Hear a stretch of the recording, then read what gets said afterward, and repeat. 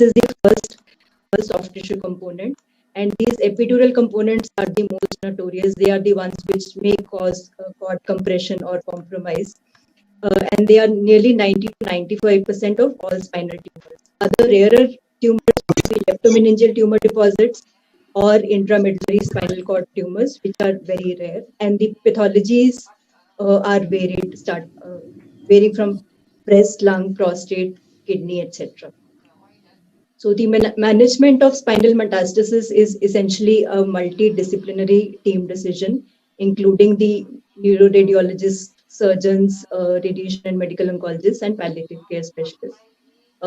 Several factors play a role in deciding a treatment plan, and these factors depend on the status of the patient, including their age, performance status, the goals of care, as well as the presenting symptoms and functional status. Oncologic factors would be the histology, the overall burden of disease, and rate of progression. For that particular pathology, what are the available systemic treatment options? And also certain specific factors such as stability of the spine, presence and degree of epidural disease, the extent of vertebral involvement, and prior treatment at that site. Let us start with a few clinical scenarios just to set the scene for the rest of the presentation. The first scenario is of an elderly male who has previously received radical treatment for squamous cell carcinoma of the lung a year ago with chemoradiation, and now presents with a 2-month history of urinary incontinence and lower limb paralysis. His pain has been controlled on step 2 analgesics. He has a very poor KPS of 30. At the moment, because of the long-standing history of paralysis, he has a fixed paraplegia and lower limb contractures with sensory loss. On investigation, he has diffuse disease. And the CD8 T cells or the and multiple epidural soft tissue components are there with cord compression. So I think all of us would agree that at this situation, this patient would be unfit for a neurosurgical intervention. And at his performance status, the management would essentially be best supportive care. Palliation in the form of radiation may not help improve the neurologic function. But if pain is a major issue, that may be controlled. The second scenario is of a younger female who presented with mild backache controlled partially on step 2 analgesics with still a significant pain score of 6, good performance status, preserved function and sensation, multiple bony lesions, still not compromising the vertebral height without any epidural component. And on systemic workup, she was found to have a breast mass which was triple positive.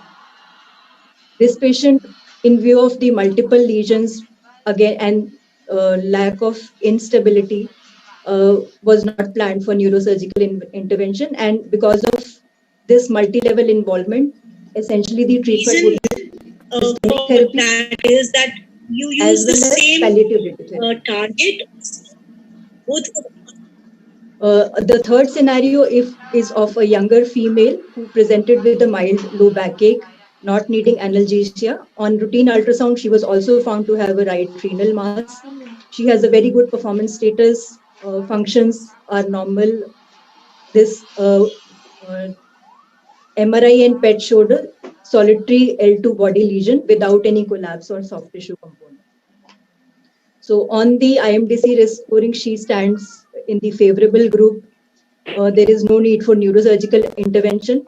Being a good prognosis patient, she's a candidate for cytoreductive nephrectomy as well as systemic therapy and possible RT2 L2 lesion.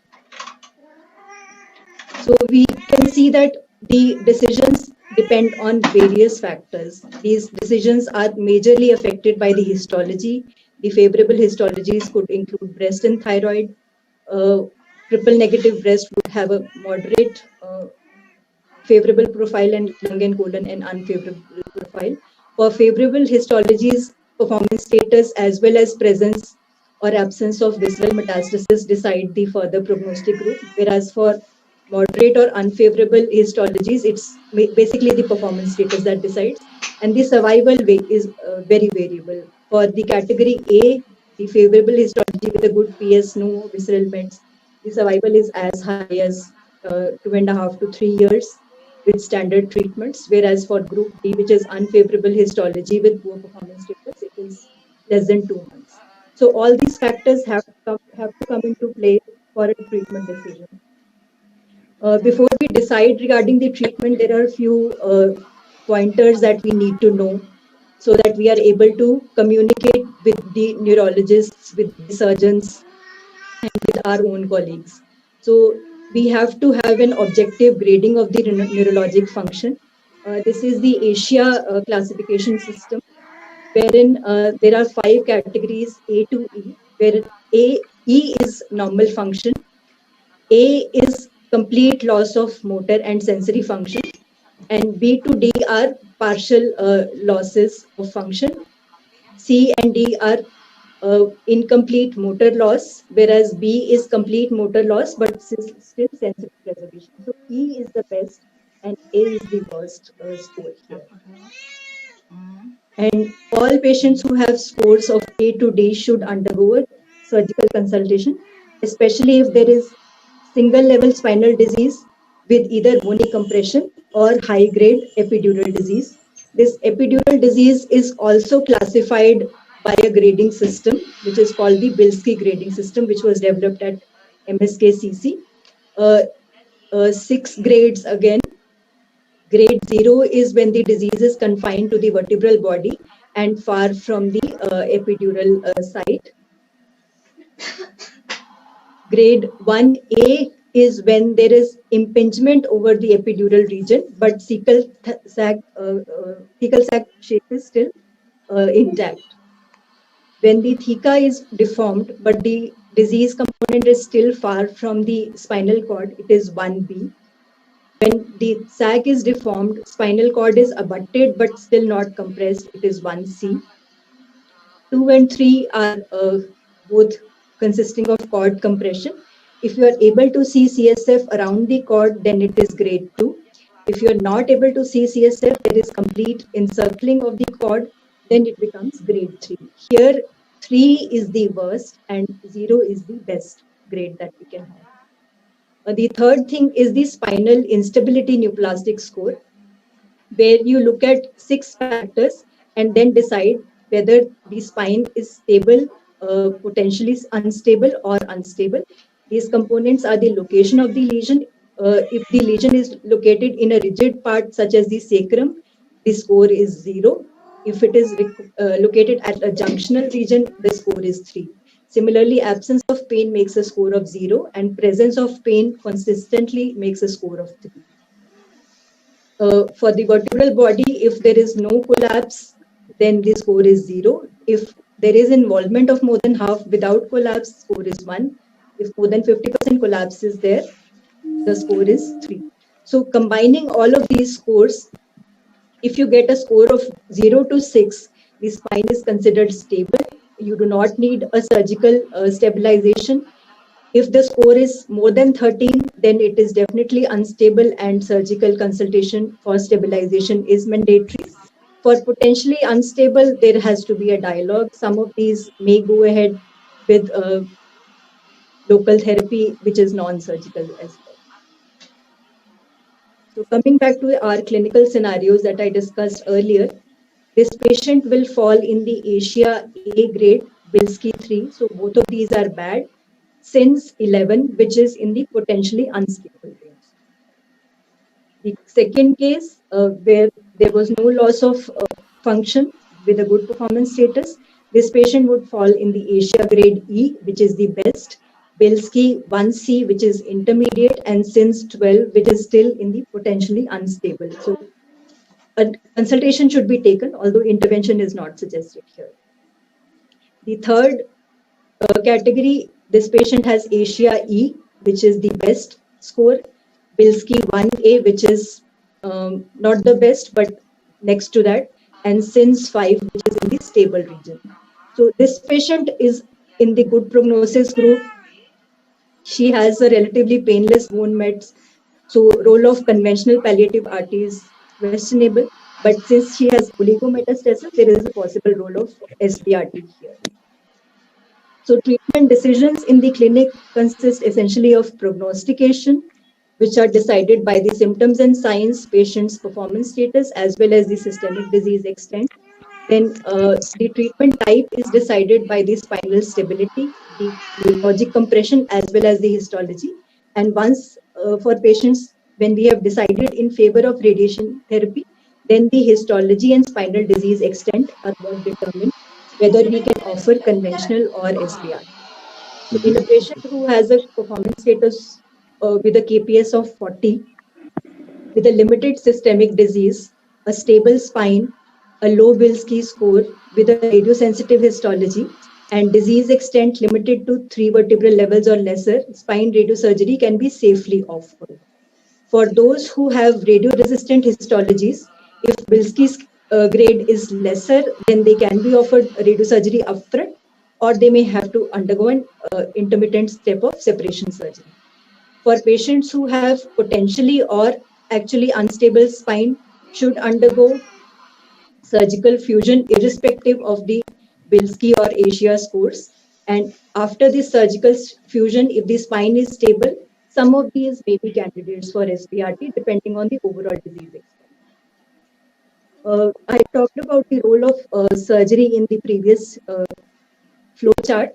So in the context of SBRT, surgery would give us a histologic diagnosis if none is present beforehand. It relieves neurologic compression by tumor excision so that the radicular symptoms are relieved. It also stabilizes spine, and that can be done by way of instrumentation or vertebroplasty, and this can relieve mechanical pain. There is an evolving concept of separation surgery where there is a minimal excision, a partial tumor excision is done to create a free space between the tumor and the spinal cord. And that space, if it is more than 3 mm, it enables the radiosurgery.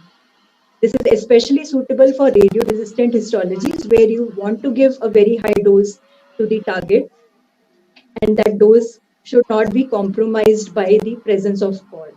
So this is a cartoon which is showing a vertebral tumor which is compressing the spinal cord. With the separation surgery, a space between the spinal cord and the tumor is created, so you are able to give a higher dose with much more confidence.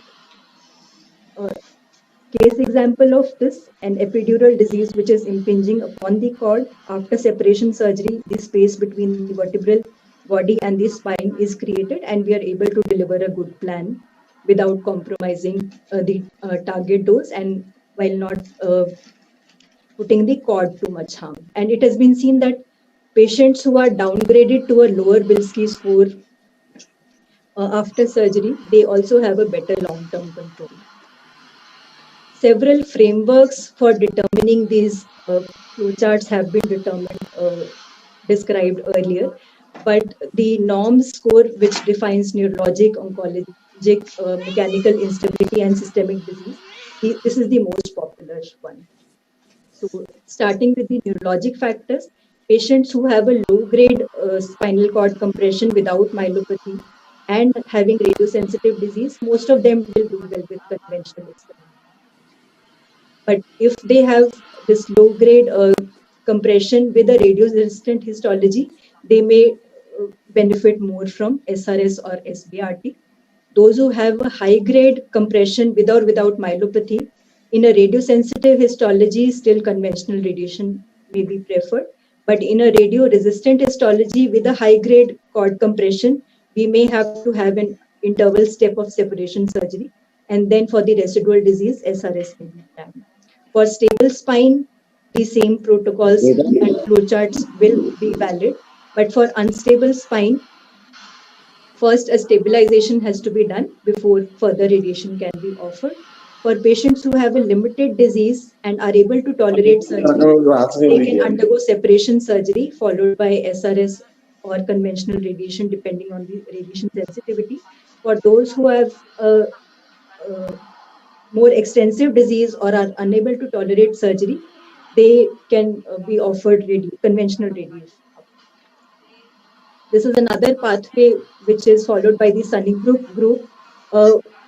The only difference here is that they, even for a low SIN score of 0 to 6 points, they evaluate for certain risk factors, the Bilski score, symptomatic cord compression, more than 40% vertebral involvement or misalignment. And if either of these risk factors is present, they take a surgical consideration and then only proceed with SBRT either upfront or post-operative. And if there are no risk factors, then definitive SBRT can be offered. So the indications mainly are primary treatment, post-operative treatment, either after stabilization or minimally invasive spinal surgery, or for recurrent disease after previous.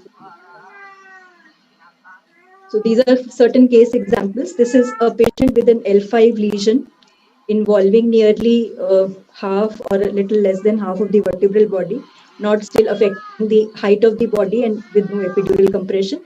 So in this patient, SBRT can be offered upfront. These are three situations where there is an epidural component either anteriorly or posteriorly or circumferentially encircling the cord. These patients will benefit from spinal surgery upfront, followed by SBRT. This is a situation where there is more than 50% vertebral body involvement with a lytic lesion, potentially creating an instability here. So this patient may benefit from vertebroplasty upfront, followed by SBRT. Another situation where there is an unstable spine as well as an epidural component. So both separation surgery and stabilization have been offered before SBRT. So Astro, in their evidence-based guideline, which is nearly 9 years old now, had suggested some inclusion and exclusion criteria for offering SBRT. They had suggested that patients who have not more than 2 consecutive or 3 non-consecutive spinal segments involved can be offered SBRT, provided they have a good performance status and are medically inoperable. They should have a prior histologic proof of malignancy and this technique is preferred in oligometastatic or bone-only disease. And if previous treatment has been delivered, the previous SBRT dose there should be less than 45 gray. And either patient has failed surgery or after surgery also there is gross residual disease. At that time, they had suggested that absence of MRI, presence of epidural cord compression or canal compromise of more than 25%, they should form the exclusion criteria for offering SBRT. But now we know that we have steps in place where we can circumvent these or take care of these issues before SBRT can be offered. So there are 3 main components of spinal SBRT. The most common is the bony disease, then the epidural disease, which extends into the spinal canal, and occasionally the paraspinal soft tissue. The WBB original classification was devised by surgeons for communicating regarding the vertebral lesions and their management. And the original classification had 12 sectors where they went clockwise, starting from the left spinous process region. And from outside to inside, there were 5 categories of extraosseous soft tissue, intraosseous region, superficial and deep, and extraosseous, extradural, and then interdural regions. Modified by our radiosurgery colleagues, 6 sectors, and we call it the modified WBB sector classification. This is probably the most important slide of this entire presentation for understanding SBRT of the spine. So here we divide the spine into 6 sectors. The first sector is the body, which is labeled as 1, and then we go clockwise. The second sector is the left pedicle. The third sector is the left transverse process and lamina. Fourth, the spinous process. Fifth, on the right side, transverse process and lamina. And sixth, the right pedicle. So in all regions, cervical, thoracic, and lumbar, this is the schema that you have to follow. Various imaging techniques have been described by a lot of investigators over time. And the most essential is a thin section CT and corresponding MRI. over the last 9 years, 3 guidelines have come for intact SBRT spine, post-operative spine SBRT, and recently, earlier this year, for sacral metastasis. So I will come to all of these steps one by one. The first step in SBRT is ensuring that you are imaging in a stable, comfortable, and reproducible position so that the patient's voluntary and involuntary motion is minimized, target motion is minimized, and patients who are in pain should be offered a prior pain medication if required. Supine positioning is preferred because it is more stable, and appropriate site-specific rigid immobilization should be offered. For head and neck region, this would be a thermoplastic head and neck cast. For the thoracic or lumbar spine, a body fix or vacuum cushion is what is commonly used. And we should have an image guidance system available, which is compatible with the immobilization device that we have. So various setup devices or processes have been tested. The University of Toronto evaluated vacuum cushion versus body fix versus thermoplastic cast. And in their experience, body fix had the least infrafraction motion. And based on this, they suggested that if you're using body fix, a PRV of 2 millimeters for the organs at risk and a PTV of 2 millimeters for your target can be considered. For simulation, our CT slice thickness should be as thin as possible. Usually 1 to 2 mm CT sections are taken. And depending on the target position, you have to extend the range of your scan at least 5 to 10 centimeters on both sides. It may be even more if you are planning to use non-coplanar beams, such as in CyberKnife. You also have to do a volumetric MRI of the same region. The thinnest possible MRI sections should be taken. Usually it is 2 millimeter. And you have to instruct the technician to have a zero gap between the slices and zero tilt while acquiring the scan. Typically, we use the T1 contrast as well as the T2 sequences. The T1 contrast sequence is useful in tumor delineation, especially if there is an epidural component or paraspinal soft tissue.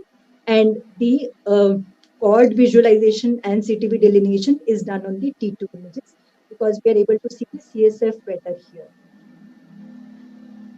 And fusion of preoperative MRI in case of a postoperative case is also a must. If the patient has metal artifacts from previous instrumentation, then you may need to do a CT scan with an artifact reduction protocol. Sometimes MPCT fusion also helps. An MRI with less than 1.5 Tesla also reduces artifacts, so that can be chosen for these situations. And for certain situations, if your center has the facility of doing a CT or MR myelogram, that is preferred, especially in the presence of hardware which is compromising the visualization there. So if the MRI or myelogram for some reason is not available, then the spinal canal or thecal sac is used as a surrogate for cord, and delivery of high doses may become difficult. Even if you do a myelogram, you still have to do an MRI. If you are not able to do any of these and your lesion is in your diagnostic scans in close contact with the cord, then you should not offer SBRT, because then you are not able to do a proper target delineation, and during verification also that may become a problem.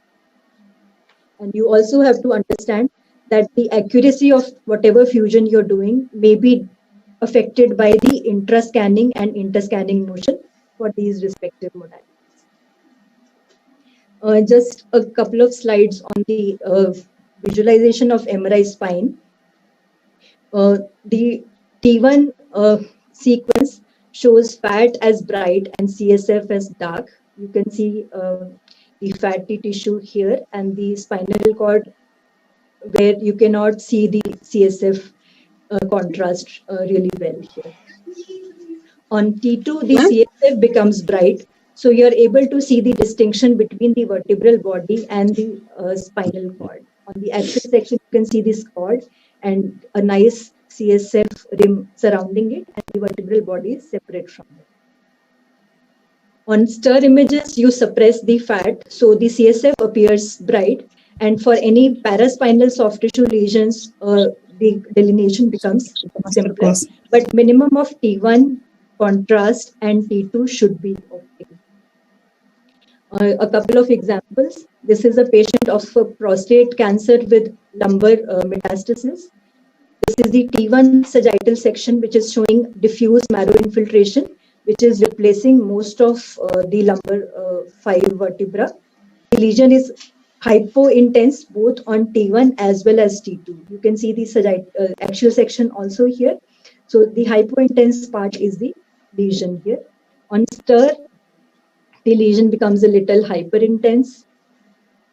On contrast scan, there is enhancement of the lesion here, but that is still patchy. And you can also identify a epidural soft tissue component towards the anterior and left-hand side. Another patient with RCC with cervical spine mets. These are the sagittal and axial sections. You can see this lesion which is iso-intense on the T1 scan and becomes hyper-intense on the T2 scan. On the axial also you can appreciate this lesion. On T1 contrast scan, there is vivid enhancement, and you can see on the contrast and stir scan here that there is encasement of the right vertebral artery, and there is also some impingement of this lesion towards the subarachnoid space, towards the right side. So after you've identified your GTV on your CT and MRI slices, all of this gross tumor has to be delineated as the GTV, and you use all possible available imaging that is there for identification. And the GTV should also include the epidural and paraspinal components. The CTV here should contain the GTV, and also there should be a bony CTV, bony expansion to account for subclinical spread. Any abnormal marrow signal which is suspicious for microscopic invasion should also be included. Circumferential CTVs which encircle the cord and involve all the 6 sectors should be avoided unless all the 6 sectors are involved or there is extensive epidural component but without cord compression circumferentially. These are the guidelines that were given in 2012 as the International Radiosurgery Consortium guideline. So I'll just deal with a few of them, and then I hope that the concept will become clear. It's essentially that you identify the sector where the tumor is present as per these ISRS 6-part division, and you take the 2 adjacent sectors and form the CTV there. So if the GTV is located somewhere in the anterior part of the vertebral body, then only sector 1 is involved. It is not impinging towards the pedicles. So only sector 1 delineation will be your CTV delineation. If the lesion is lateralized, it is tending towards, say, the pedicle here, then you have to include the pedicle also into your CTV. If the lesion is diffusely involving the entire vertebral body, tending towards both pedicles, then you have to include the left and right pedicles, which is sector 2 and 6, and that will form your CTV. Another example where the lesion is involving the left half of vertebral body and the pedicle on this side. So you extend one more sector here, include sector 3. Since it was a lateralized lesion, you end the right side contour to limit to sector 1. And this is how we will go on for the rest of the things. Whatever is involved, you take 2 additional sectors on either side unless the lesion is well lateralized in the body. Similarly here, sector 2 is involved, but only at the junction with the transverse process. So you do not need to go and include the body. You just include sector 3. If it is involving the whole of the pedicle, then you have to involve the body as well. So for post-operative SBRT, we had discussed that surgical downgrading can be done as a separation surgery. And if the Bilski score reduces as a result of that surgery, we are able to achieve a better local control. That could be a result of resection of the biologically aggressive component of the disease. We are able to achieve a better dosimetry because the cord has separated from the epidural disease.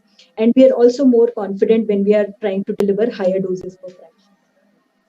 The surgical instrumentation that happens, it reduces the chances of vertebral body compression fractures because they stabilize the vertebral column. And SBRT, since the volume of high dose is limited, the chances of hardware failures also are lesser compared to when we are offering conventional radiation to larger volumes. So the immobilization, simulation and registration for post-operative SBRT remains the same. The only thing is that you have to also co-register the pre-operative MRI with this because the extent of disease will determine our CT. So any residual disease which is seen on post-op imaging, including bony component, epidural component or paraspinal component, will form a part of our GTV. The CTV will include obviously the residual tumor with potential microscopic spread regions. Again, based on those 6 sectors, you have to take into account the pre-operative extent, not only the post-operative extent. So whatever sectors were involved pre-operatively, you have to, just like intact SBRT, you have to include a little extra on either side to determine the CT. Also take into account the surgical findings, the notes of the surgeon. If there is any doubt, do not hesitate to contact the surgeon and put forth the doubts. And surgical incisions are typically not included. Spinal hardware is typically not included as part of the CTV. And donut-shaped CTV, which is encircling the cord and involving all the sectors, should be used only in limited situations. If there is any paraspinal extension, additional 5 millimeter margin, either radially or cranial-caudally, may be added. Again, the 6 sectors here.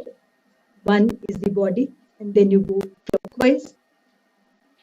I'll discuss a couple of case scenarios. So you have to take into account, I'll repeat, the bony extent preoperatively as well as the epidural extent preoperatively. The spinal hardware may cause a problem with delineation of the target. So in certain situation, you may have to use a CT or a MR myelogram. And you have also to be mindful that there may be some alteration of dose profiles due to electron backscatter or photon attenuation. And we'll need to do a density override when planning as well. So the physicist also has to be involved right from the step of selecting the patient for a post-operative SBRT. On a picture of the CT myelogram, how it helps. This is a patient who had artifacts from surgical instrumentation. This is the post-op MRI where you cannot really make out the tumor from the spine. On a CT myelogram, you can see the contrast which is surrounding the spinal cord. So the interface between the tumor and the CSF can be better defined, and the cord is also more clear. Few case scenarios. These are defined by the radiosurgery consensus group itself. So this patient had surgery, separation surgery prior to taking for SBRT. And in the preoperative scan, the disease was involving circumferentially all 6 sectors. There was bony involvement also of all 6 sectors. Since the patient did not have any neurologic compromise, this patient was taken up for SBRT. So here, because both the bony and epidural disease are circumferential, you have no choice but to give a circumferential CTV. The CTV will exclude the spinal cord. So this is the final CTV appearance. This is another case where there was circumferential epidural disease preoperatively, but postoperatively the residual is only anteriorly.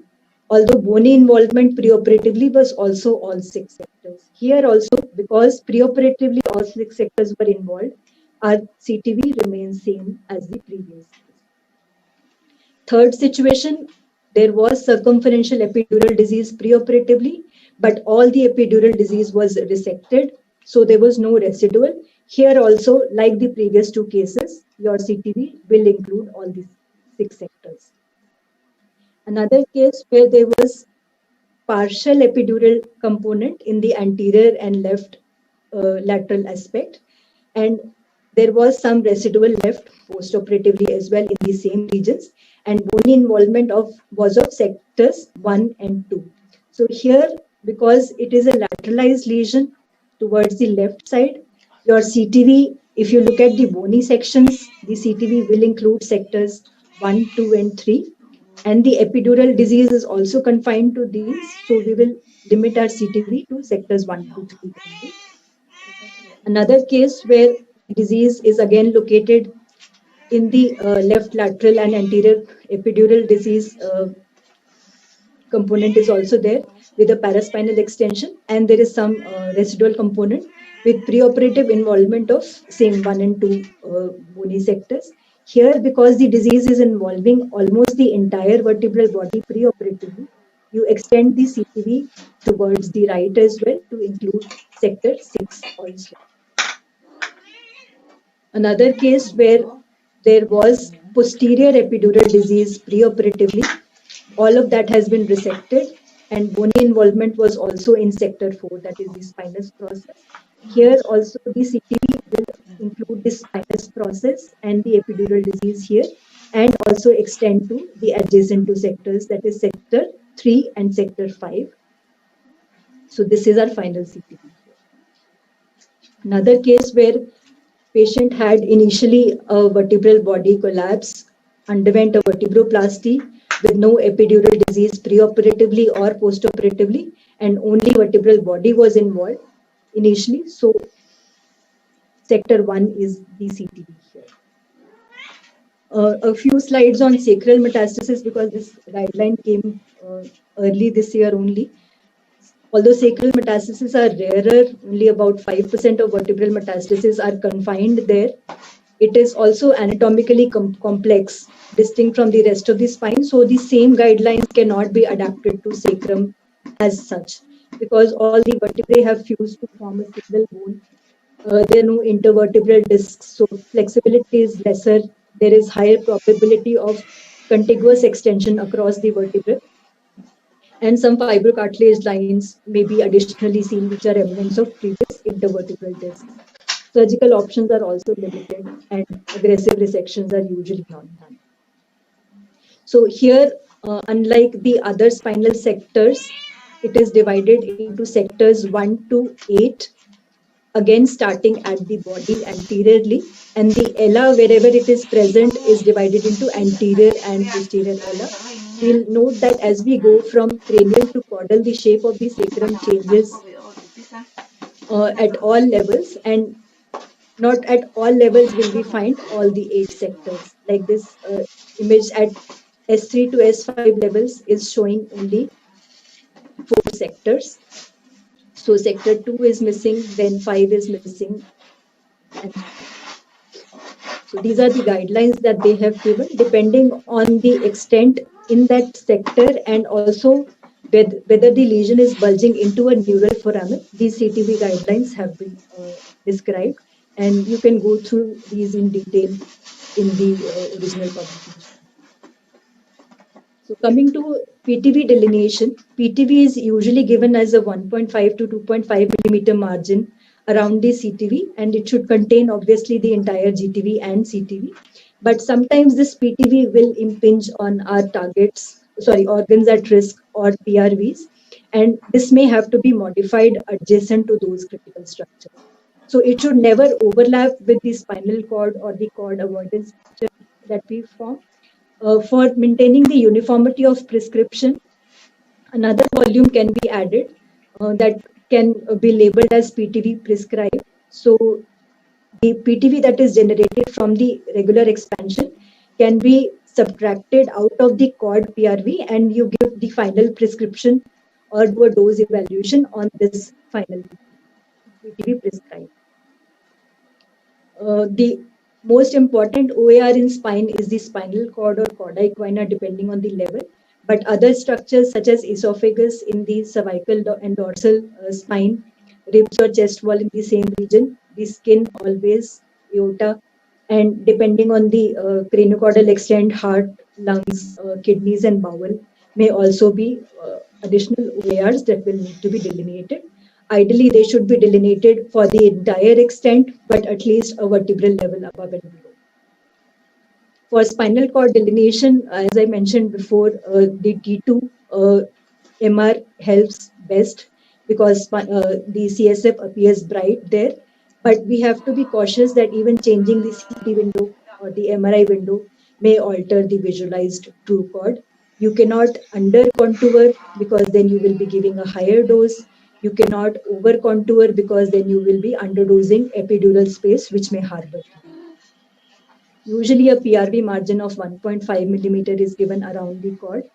The thecal sac, which is sometimes taken as the surrogate for cord, is almost equivalent to this 1.5 millimeter margin. So there is less data regarding what the optimal target coverage should be and what prescription isodose should be used. Usually it is preferred that 95% of PTV should receive the full dose.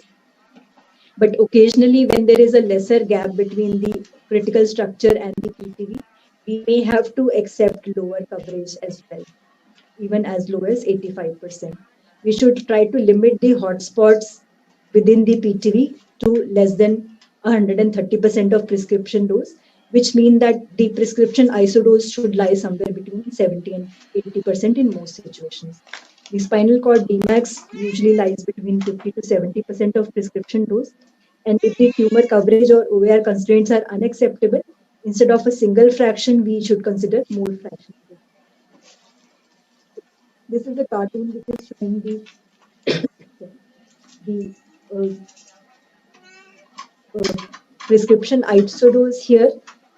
This is the safety limit for the cord, and this is our actual target. The target is in gray. So we are able to meet the coverage by exceeding the cord constraints, or we are able to meet the cord constraints while undercovering our target. So this dotted blue line is the region of under coverage, and the planner's intent should be to reduce the volume of this region as much as possible. So the dose fractionation varies. Usually 1 to 5 fractions is what is recommended, and in the most recent data, it is said that if you're able to deliver in 1 to 3 fractions, that has a better chance of control. And when whatever dose regimes you may be using, try to keep the BED more than 50 gray. For re-irradiation, a more fractionated regime of up to 5 fractions is used so that we're able to meet the cord constraints. For dose fractionation, the earlier study started with 24 gray in single fraction. They had good control rates, but they also had higher rates of vertebral body compression fractures. And it was determined that if you give doses more than 20 gray, the chances of vertebral fractions are higher. This 20 gray is in a single fraction. And the lower the number of fractions, the higher is the local control, and the higher the dose per fraction, the better is the local control. Pain CR is better when you're giving a higher BD and a higher total dose, but pain control durability is higher when you are fractionating. So single fraction with an equivalent BD will have an earlier complete response, but it may not be as durable as a more fractionated course of maybe 3 or 5 fractions. And there is a better local control when once we have downgraded the epidural disease by a separation surgery. These are the AAPM TG 101 recommendations for all the OARs. We can see that the single fraction dose maximum for the cord given by AAPM was 14 gray, but for volume we have to respect lower doses, 0.35 cc a threshold of 10 gray and 1.2 cc a threshold of only 7 gray, and this changes with the increase in number of fractions. For spine SBRT, unlike in other sites where we are able to do a 3D CRT as well, such as in liver tumors or in maybe lymph nodal pathologies, but here because our target and OAR is so closely associated, the minimum is IMRT. And it can be used with various techniques such as CyberKnife, tomotherapy, rapid arc. And there is a need for a very rapid dose fall off. You have to give 24 gray to your target, and you have to spare the cord to less than 17 gray in a 2-fraction regime with a separation of only 2 to 3 millimeters. So every millimeter, we should have a dose drop of 10 to 15%. A typical plan image where this is the spinal cord, the CTV and the PTV, which is closely associated with the esophagus as well as the spinal cord. So our 24 gray isodose is confined to the vertebral body essentially. And as you go to lower isodoses, the 17 gray isodoses is just touching the cord, and 12 gray isodose is nearly covering a large segment of the cord here. So this is how a typical plan would look like. A few case scenarios of the patients that we have treated here.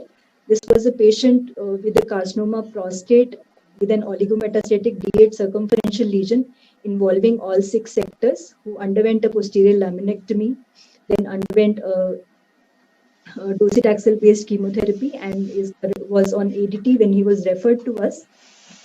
So he had involvement of all these sectors on the PET scan, and the MRI had also shown epidural disease, which was impinging on the cord, a Bilski grade of 3 initially early at baseline, but post initial laminectomy and ADT, the Bilski grade was only 1A. So this is the GTV, which is including all the Gros disease. This is the CTV, which is including all the 5 sectors. The sector 4 has actually been removed in laminectomy, so that is not part of a CTV. PTV with a 2 millimeter margin. We gave a prescription of 8 gray into 3 fractions. The various OARs, which are drawn here, including a segment of the skin here. This was the dose profile. We were able to meet the dose constraints for the spinal cord as well as for our PTV here. This is the 50% isodose, and this is tending into almost nearly touching the skin. A second case, another prostate cancer patient who had extensive disease upfront, but after ADT and systemic therapy, he had a new L3 body lesion, which was confined to sector 1 and lateralized. No epidural disease. So this was the GTV in red, the CTV in orange, and a 2 millimeter PTV margin in pink. The CTV was extended to include sectors 1, 2, and 3 because the lesion was also on the CT scan seen to involve the sector 2. So this patient again given the same dose, and this was the dose profile.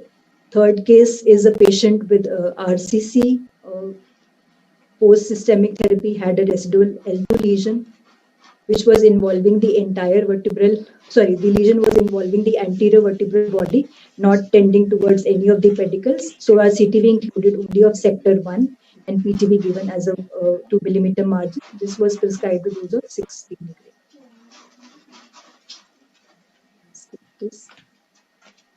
So all planning is good, but it is also essential for any SBI program to have a good QA verification and delivery mechanism.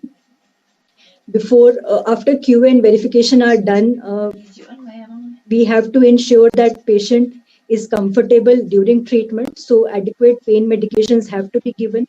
If needed, anxiolytics also should be given. And it is recommended that they also receive dexamethasone of about 4 milligram prior to each session. Image guidance is mandatory. We have to verify the correct position before, during, and after the treatment sessions. For facilities which have the CyberKnife or Exactrack or RTRT system, intrafraction continuous tracking also helps to monitor the motion during the course of treatment. For re-irradiation, the dose constraints will change. We have to allow for the previous dose received. If possible, look at the entire previous plan. And usually a more fractionated course is used. Single fractions are less commonly possible. And we have to ensure that the prior time of radiation was at least 5 months ago. And the previous radiation therapy doses received to the thecal sac or the cord are known. And we have to restrict ourselves to a BED of 70 gray total and a BED of 25 gray or lesser for the retreatment. This is one study where they had used, for a lower Bilski score, they had used a fractionation regime of 8:3, whereas for a higher Bilski score, a more fractionated regime was used. So, this data is by Arjun Sehgal's group, and they have determined the risk of radiation myelopathy depending on the dose to the critical normal tissues over the number of fractions delivered. For a single fraction, for a 5% risk of myelopathy, the allowed dose is 12.4 gray. For 1% risk, the dose allowed is 9.2 gray. For spinal cord, it is assumed that 5% risk may be too high. So if possible, you should aim at a myelopathy risk of 1% only. And as you fractionate, these values also change. I've already told before, a cumulative Dmax of critical normal tissues to be kept below 70, SBRT Dmax to be kept below 25, and the percentage of this to the prior Dmax should be less than 50%, minimum time interval of 5 months.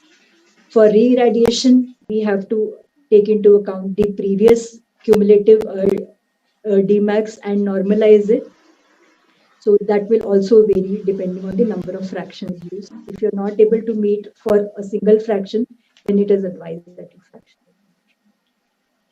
So when we see the data of SBRT and try to compare it with conventional radiotherapy, we find that obviously we know that the volumes are different, but I think can we conclude now? Yes, sir. Okay, I'll just show. Because we've overshot the time. Yeah. I'll try to complete in the next couple of minutes. The response assessment criteria that is recommended now is the SPINO criteria. We have to take into account both the pain response as well as the imaging response. And here in the imaging response, it is only local control versus local progression. So complete response, partial response are not the criteria. And these are the things that we should look at in the subsequent follow-up imaging. Occasionally, pseudo-progression can also be a factor. So serial interval imaging can give us that answer. So the available evidences show that we are able to achieve a very good local control with a good pain relief and overall survival with the proposed treatment. And this has been borne in the various retrospective and prospective single-arm studies. There are a few data which are available from India. Dr. Anand's data is one of those where they had treated patients who had epidural components also, who received SBRT and achieved a very good pain CR. A couple of phase 2 and 3 studies whose data was available last year and this year. The RTOG study was unable to find out a benefit in favor of SBRT compared to single fraction of 8 gray last year. But this year, there is data from Arjun Sehgal's group again.